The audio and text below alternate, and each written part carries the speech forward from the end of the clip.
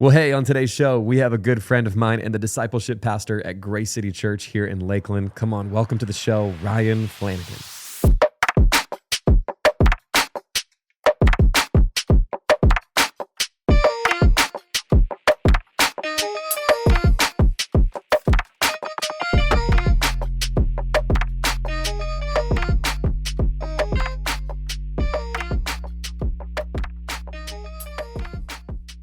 All right, here we are back again from episode 1 to episode 60-something, 62 or 63. We have Ryon Flanagan back. Welcome, man. Thanks for having me. Yeah, of course, dude. This is crazy. I was thinking about this on the drive over today. The first ever podcast that I did, I was like, I want to have Ryon on this one because I feel like this would help me so much because you're just so good at already great at conversation and topics and things like that. And I was so... Well, you're really good too. Thanks, really dude. I was so nervous, man. And that's what's funny is I was nervous, not because interviewing you, like I wanted to do well. You and I are friends. And so it wasn't like that. It was just starting something new. And then I remember, dude, I over-prepared. I had like every single point and every single question written down on a thing. I was going to ask you that. What do you think the main difference is from like episode 1 to like episode 60?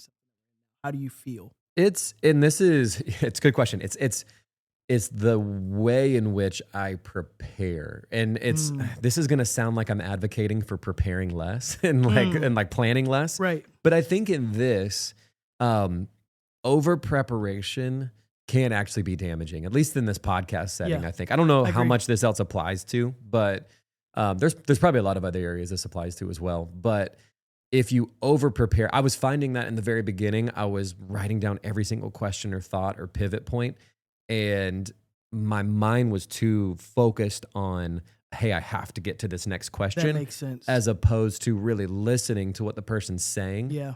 And then responding back to that. Yeah. And you can tell in the difference too. Like, yeah. Oh yeah. You know, from episode 1 to like now, you're like, oh great. This is like, you're comfortable in this space. Like you're like, oh yeah, I know what questions to ask. And then I know what questions to kind of like camp out on for a little bit. Yeah. Yeah. And you're just potting, at the end of it, you're like, I'm potting. And this is art. 100%. Yeah. It actually is. It's been a really cool like mental exercise for me. I think you don't have to do a podcast to be a better like conversationalist, but it has sure helped me. Yeah. Like there's this game that I always think about it like this. There's this game that I play when I'm talking to someone of when they're talking to me, I'll hear something interesting or maybe from a previous, like I have a thought right now of, I want to ask this to them next. And then they say something and I'm like, oh, I need to hold that while mildly holding the thing that I thought about previously. So I'm holding two things in my mind while actively listening. And then I kind of wait for them to finish their full thought because I think people can notice when you're doing something like that, because if somebody has a full thought and then I go to a question that had nothing to do with what they just said, then it's like, it feels odd. It feels very scripted as opposed to me like actively listening and pulling out, like being willing to say, hey, I'm going to throw away that question that I thought was interesting because of what they just said and pick up on that. I think that's like the main difference between like the 60 minutes like piece where it's like, hey, we have this guest on and, I'm doing an interview versus like, hey, like I'm having a guest on the pod. Yeah. We're going to conversate about something. Yeah. And then we're going to see where the conversation takes us. And really, people are just tuning in to hear people talk 100% and have conversations. Like it's that old saying, if I could be a fly on the wall. And that's what that's what podding is. Just like you're giving people an opportunity to be a fly on the wall and like listen in on a conversation. So I think it's really cool. And I think you've done a great job. Thanks, really awesome. Dude. I appreciate it. Yeah. I love I love like the point behind it. I think for so many of these episodes has been that like, hey, it's to have an open conversation. And what it's taught me, and I hope this like topic right here we're talking about teaches other people, would be that I think I've found myself even in the past, I can be very selfish in my conversations. And that's something I never really thought about. I'm like, I want to say this thing. And sometimes it's because like we do this, like it's like, oh, I want to put in this fact about me or this thing about my life to kind of bring the conversation back to me. And being willing to not be selfish of the conversation and to throw away the thought you had before because someone else just said something and it's interesting. And especially for this context too, it's like my goal is that we learn more about the person and their experiences as opposed to just what I bring to the table myself, you know? Yeah, I mean, and I can totally relate to that, especially like in conversations. And mine is like the way I relate to it is like a little more like medical, if you will. Is Mm-hmm. like I have recently been diagnosed with, clinical ADD, right? Oh, really? So absolutely, which I've kind of always known that I've had it, Yeah, yeah. but like everybody self-diagnoses nowadays. People are like, Mm-hmm. "Oh, I have like OCD." It's like, no, you're just a control freak. Yeah, You're, yeah. you don't have Or you're just OCD. really clean. You're just really Yeah. a clean person.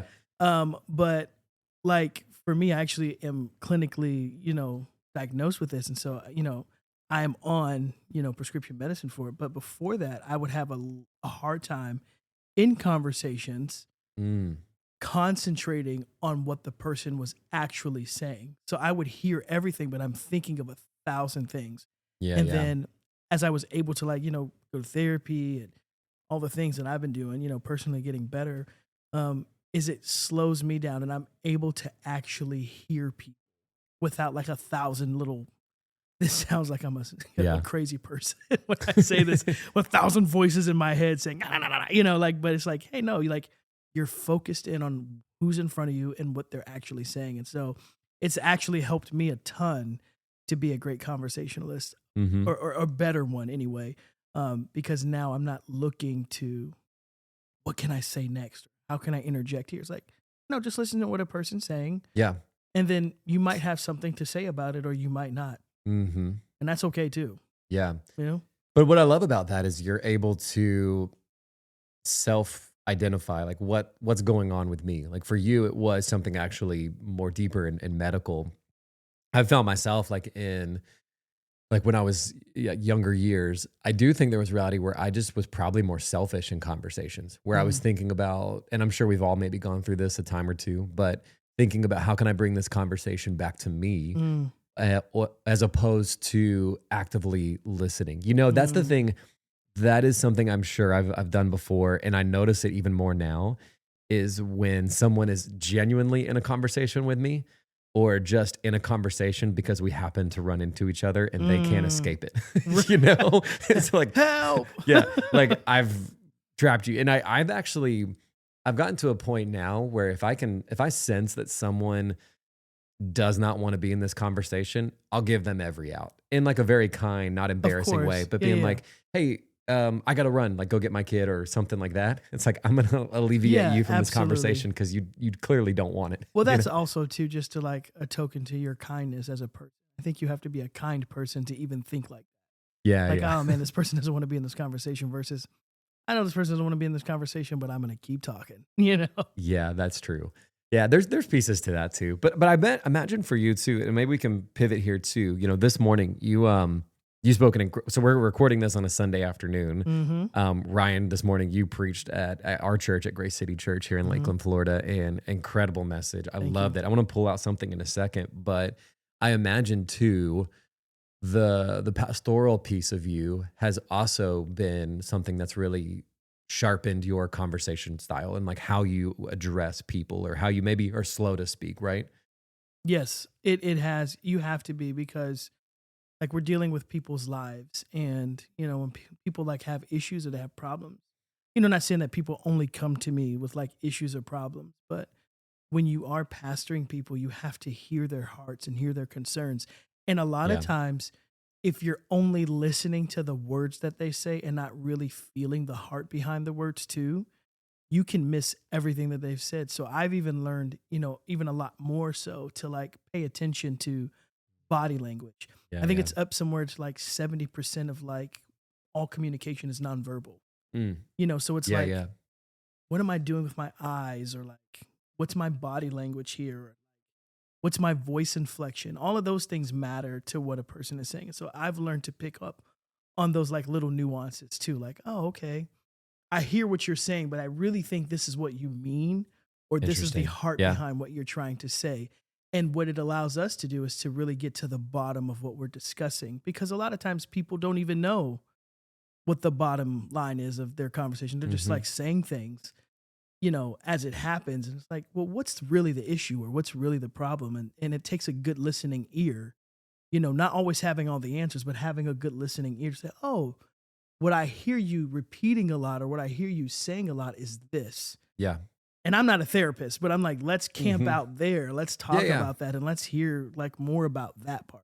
Yeah. I mean, and definitely like the pastoral role differs from the therapist role, but there are, I feel like, a lot of similarities in, you know, people will come to a pastor, and we've all done this, and it doesn't even have to be your pastor, your therapist, but even I think about like, there's times where I've probably gone to my wife and wanted to say something, like there was something that maybe was frustrating me or upsetting me, and I kind of skirted around the issue because I was like, oh man, do I really want to bring this up? Whatever the case may be. And I think we do that too with the leaders or pastors in our life as well. There's something inside of us that desperately wants help or healing or a wholeness, and we'll take the step, but then when we actually get confronted with the work that first step takes, we kind of maybe skirt back a little bit and talk about everything around the issue. Oh yeah. But you're right, body language plays a huge role in that. Yeah, for sure.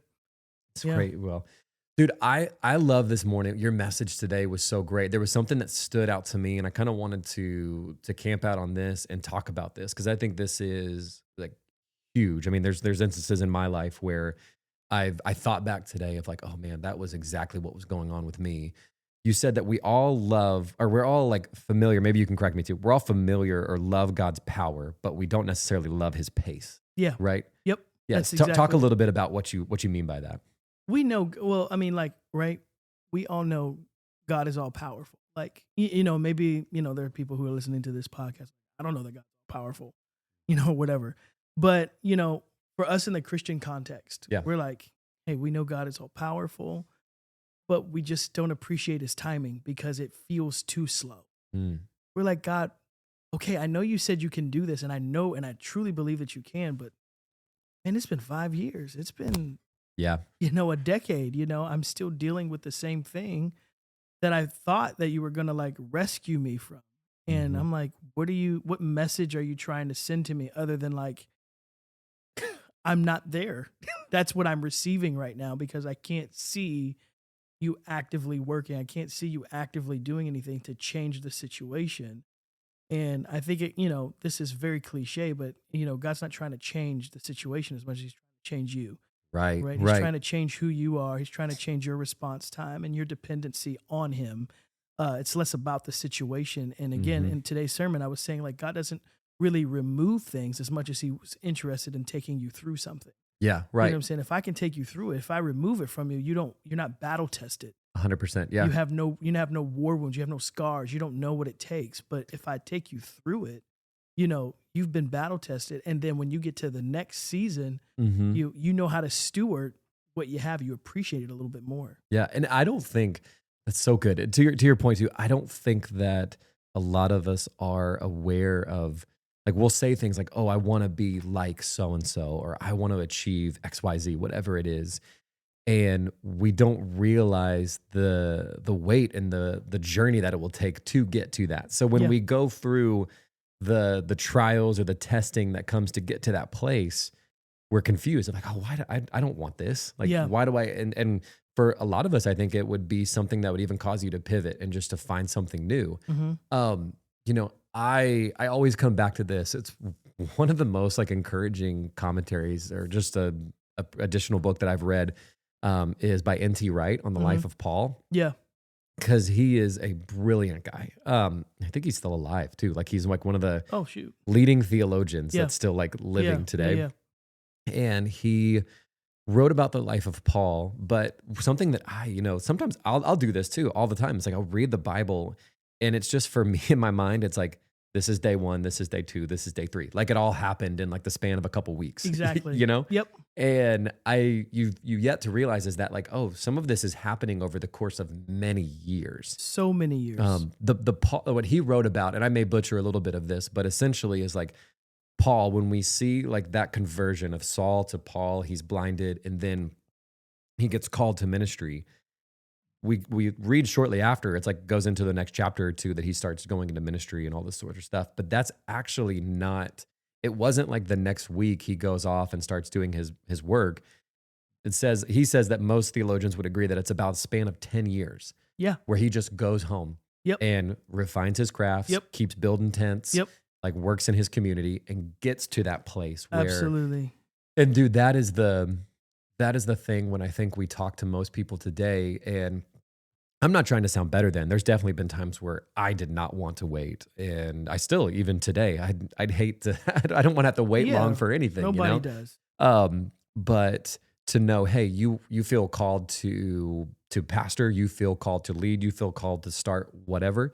Are you willing to wait 10 years? Yeah. And just work? Are you willing to grind it out for a little bit? Are you willing to allow God to teach you the lessons that he's trying to teach you? And once you get into a space where you care more about the teaching and the learning of the lessons than you do the destination, like that matters more, because like the reality of it is this, is arrival is a myth if Jesus is our example and heaven is our home.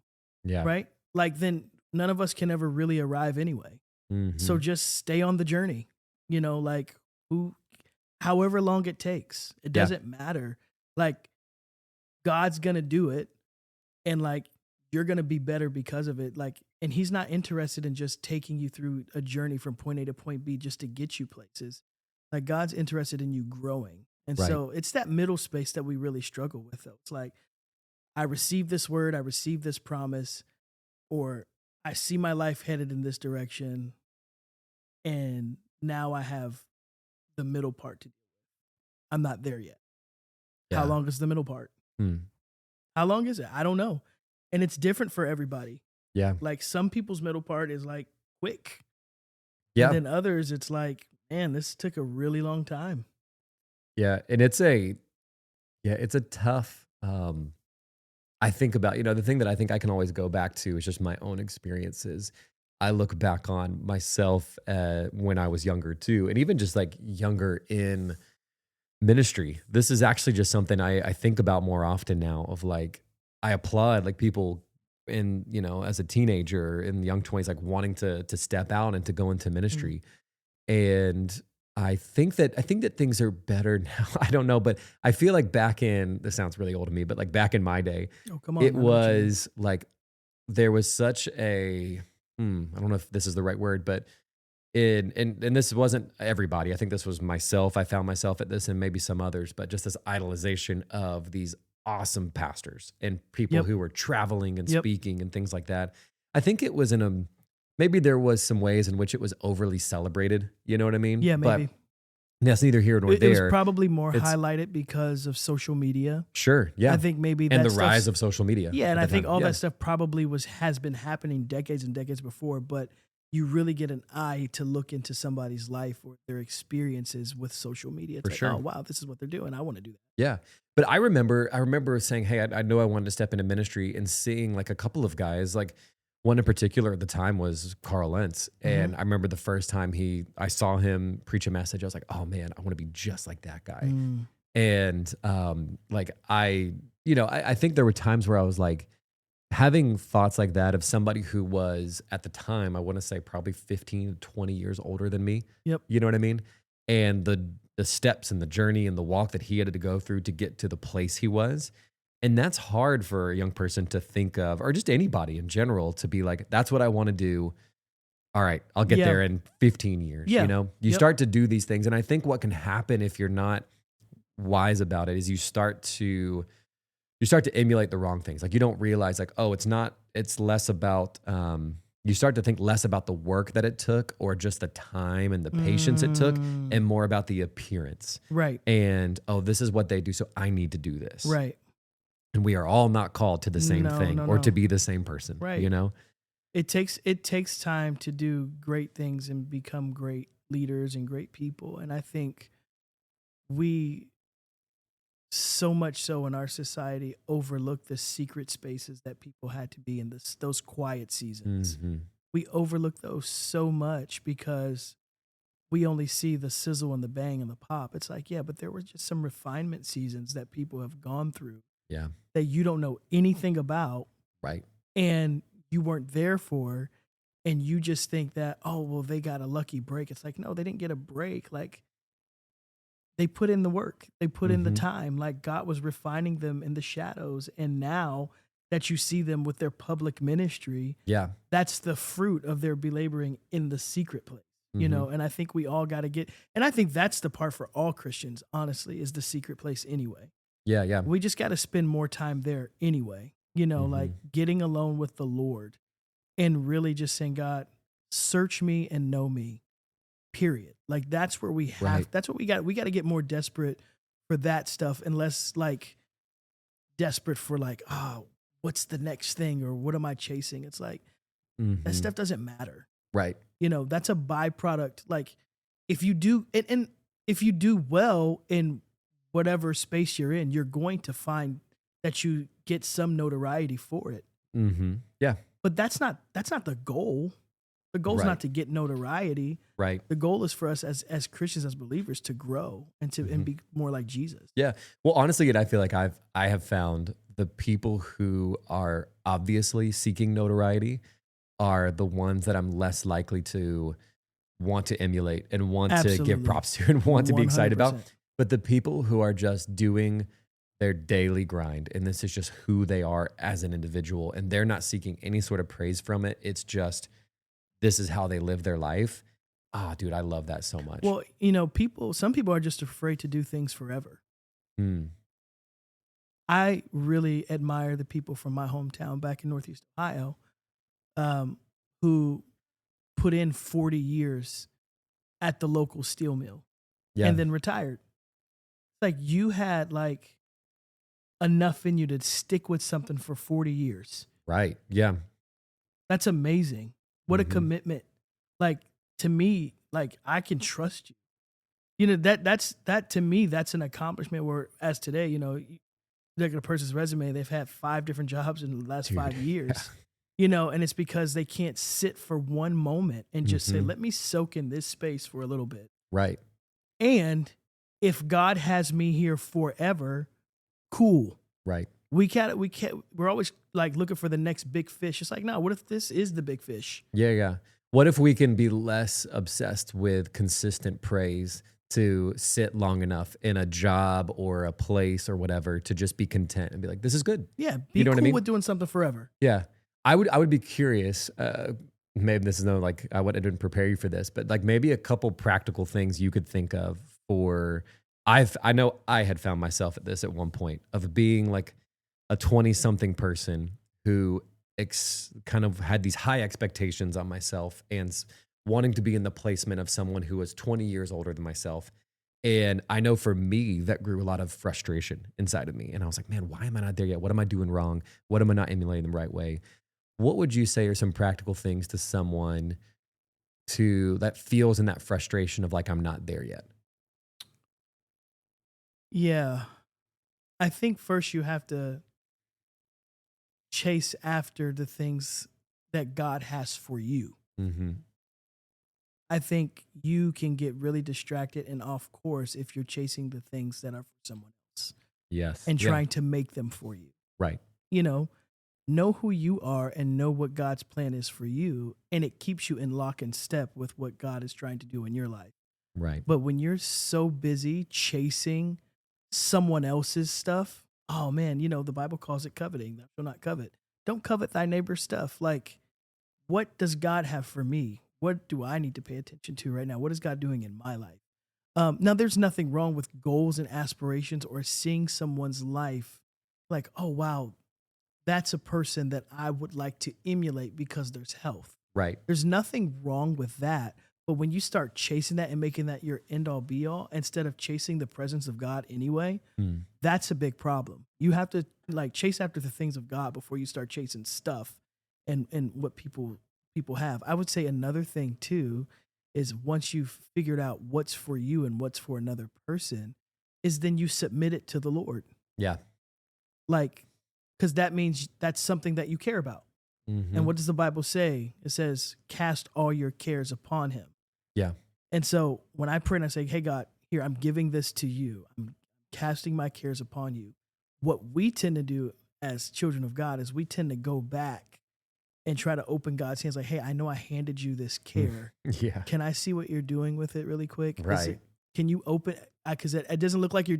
Did you really say that? Yeah, or your hand's still closed from the last time. So it just looks like you're holding it. It doesn't look like you're like doing anything. Mm-hmm. Can you show me again? Like right.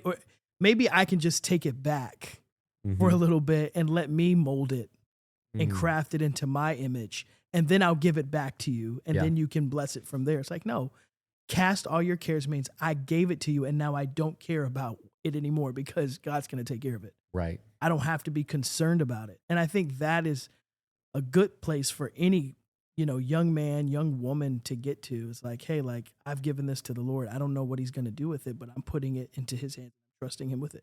Yeah, man, I love that so good. For those that are listening to this too, I know so much of what we're talking about comes from our faith and our belief in Jesus. And at the end of the day, I'd hope if you're listening to this, you would really come to know and understand that so much of what we're talking about isn't just, Christian rhetoric or whatever you want to say, but it is truths of life. Like if you are, you can even look at these and not believe. You can say, hey, okay, it's good to not look at my neighbor right now and to want their stuff or to really just figure out who I am as opposed to the person next to you. But I do personally believe, and I believe you do as well, Ryan, that like there is something extra added when you add the power and presence of Jesus and the power of his Holy Spirit into the conversation. Man, I can think of so many times, so much of my story, and I've mentioned it here and there on the show, but like when we moved to Pennsylvania, I just kind of had zero idea what we were doing with our life and kind of zero what was going on.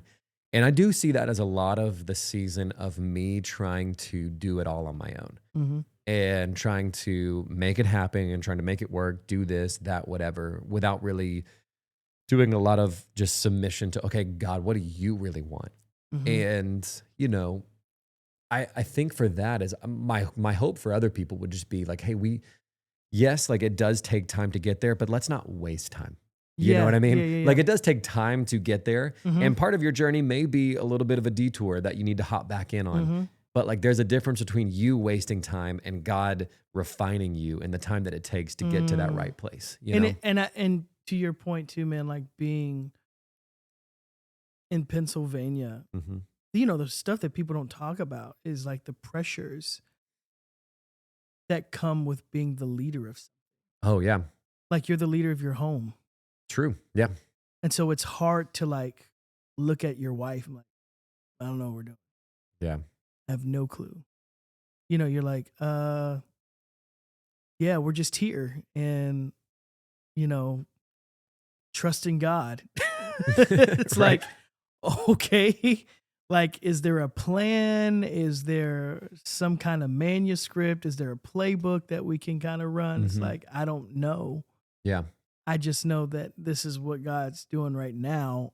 And that's a hard part for men, especially, I know, to kind of be in, because it's like everyone's looking to us for the answers. You're supposed to have the answer. Like, which direction are we going? It's like, the only direction I know is follow God. Right. I don't know where that leads to or how that helps us. But and that could often feel very counterintuitive, I think, to a man, especially like one who is, you are the leader and steward over like your wife and children. Even being a follower of Jesus, I think there's still that natural inclination within us that we want to be able to solve everything and to provide everything. And it is it's the very uniqueness and the power of God that he would say, I'm going to give you everything if you just submit it all to me first, Right. Of like, instead of me holding on to it as tight as I can and to leading through and to, trying to create the way for my wife and kids, is saying that, hey, actually, the most manly thing that I can do is to believe that there is someone greater than me who could actually take better care of my wife and kids, Yep. And that feels tough because we don't want to let go, especially of our household. No. And that's just a tough thing to come to realize, you know? Yeah, it's very tough to navigate, and you really have to lean in on faith in that season, and like, you know, at the expense of like ridicule from outside people and like, hey, Yeah. what are you doing? Like, this choice clearly doesn't make any sense. Here's the sure thing. Yeah. And isn't that funny? Like, that's what people say. It's like, this is the sure thing. You should go with this. This is the smart play. Right. It's Right. like, yes, according to you, but I'm telling you, I know what God's doing. Mm-hmm. He's doing a new thing.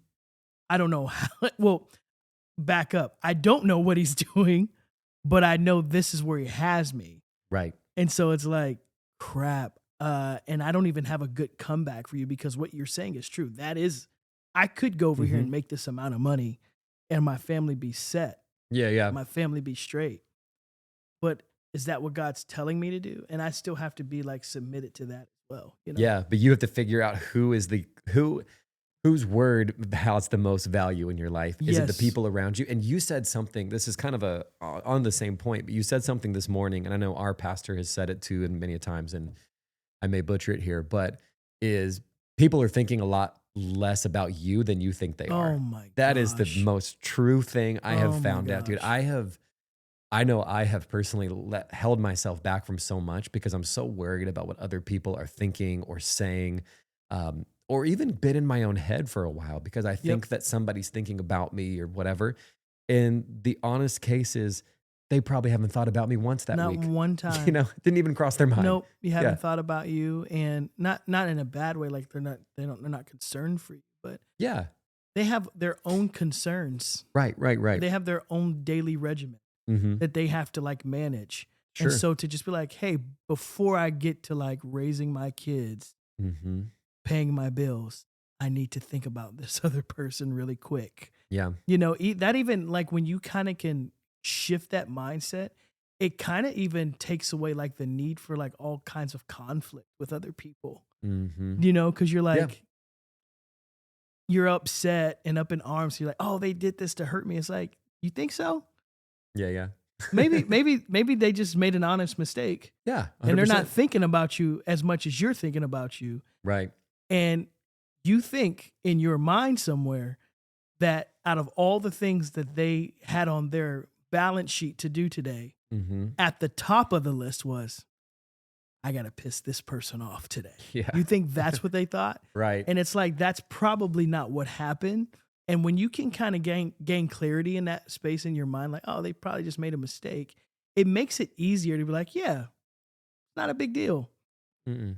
I probably don't even need to address it. I probably need to do more addressing to why that hurt me so much. Yeah. I probably need to dig a little bit deeper in there and find out why that small petty thing bothered me more than it actually should have, why it's true. throwing me off so much. Yeah, and I honestly, thinking about it now too, I wonder if more of us took on that posture of, hey, people are thinking a lot less about me than I put on them. Not in the sense of, like you said, like not that they don't care about you, but it's just like we have our own lives, our own situations. I wonder if we would be more okay with the journey. Like if we would be more okay with the job that we have and being in that same position for a few years and just trusting the process. If that's where you want to be, if you want to move up in your company, then just trusting the process, that it's less about the amount of attaboys that your boss gives you and more about the work that you actually put in to show that you're an employee worth promoting, you know? Exactly. Because I think about that too, where, you know, I can definitely be a words of affirmation person as part of my love language.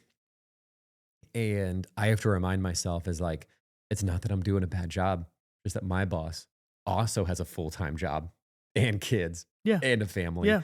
And not even just my boss, but like my wife and all the people around me. It's like, they also have full lives that they're living. I don't need to need a pat on the back or a nice thing said about me every single day. You know? Yeah, that's ridiculous. No one can do that. And if you're an employee expecting that from somebody, that's too much weight for you to put on a person. Yeah. And if you are an employer expecting yourself to do that for, it's too much weight to put on yourself.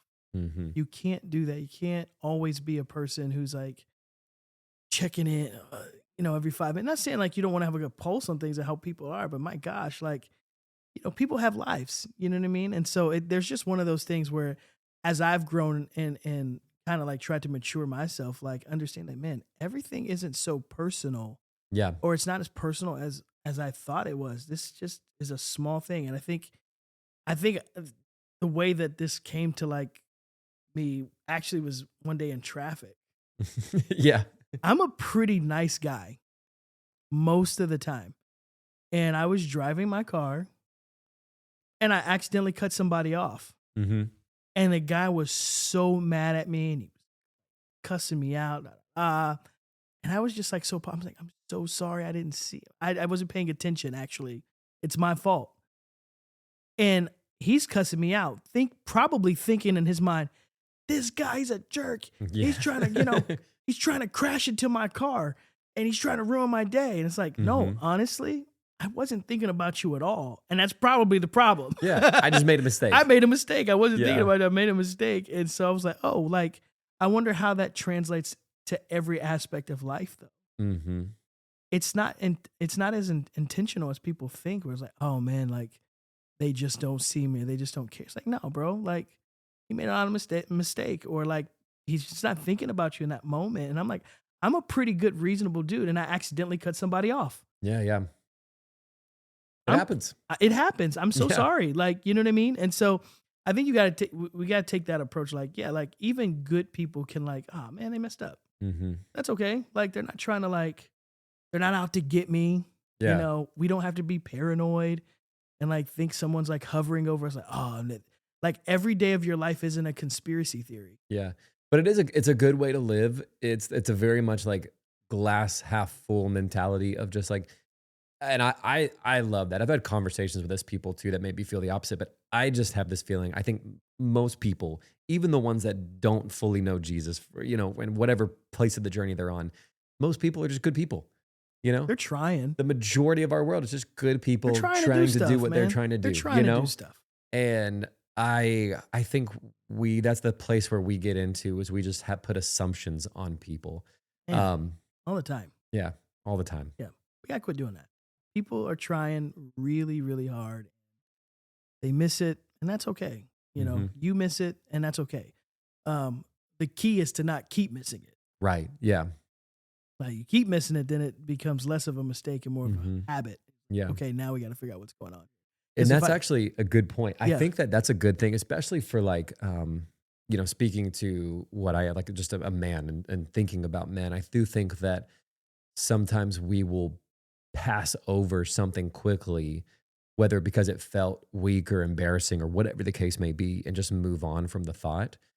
I have found myself like the thing that I want to stick into is when something pops into my head, like a thought of maybe like, why did I feel like that? Why did I think that thought or whatever? I want to sit in it for a little bit and really think through it, be willing to be like, okay, I think one thing that I've worked on a lot in the last few years is willing to point out all of my mistakes that I've made in the past. You know what I mean? Yeah. Or just like ways that I've grown, because I am far from perfect. Same. And it's like, what good does it do me to act like I've never made a mistake? Because I can say, hey, look, this is where I'm at because I've learned from something.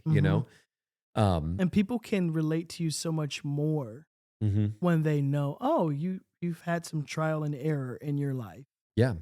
And a lot more error than, But there's honestly, dude, and I say this with all love too, there's just nothing worse than a 40-something-year-old making 20-something-year-old mistakes. Oh, it's annoying. Oh, it's rough. It's annoying because there's lessons that you're like, you didn't learn this in grade school.